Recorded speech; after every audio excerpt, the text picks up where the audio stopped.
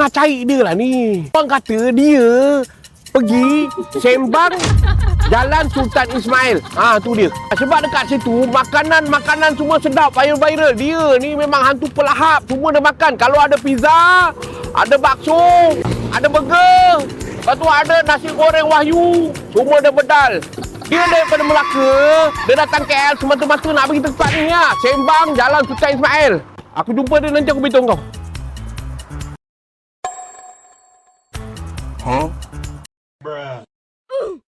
Okey, aku nampak dia. Bye.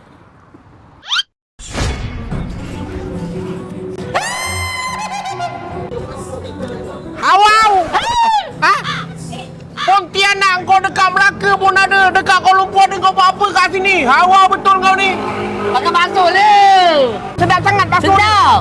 Dekat awal. Dekat Melaka tak ada? Melaka tak sama. Tengok ada cili tu sedap. Ada limau. Ya ke? Sebenarnya dekat sembang Sultan Ismail ni semua makanan sedap. Bau kau tahu? Ya, semua sedap baru tahu. Dah sekarang ni aku tak nak tunggu lama-lama, aku nak hantar kau balik neraka. Ni Ramadan ni. Tak nak lah. Tak nak. Tapi kalau hantar satu syarat. Apa dia? Nak naik on television. Pusing lah kaki ni. Tak Kuala Lumpur nak naik pergi mana? Dekat Bukit Bintang ke, dekat apa tak, Merdeka, dalam Merdeka semua tu.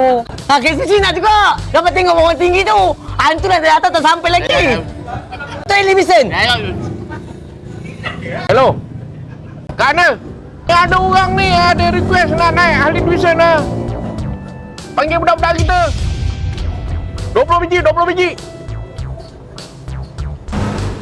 Diorang on the way. Yeay, Alhamdulillah. Alhamdulillah. Tak terbakar pula.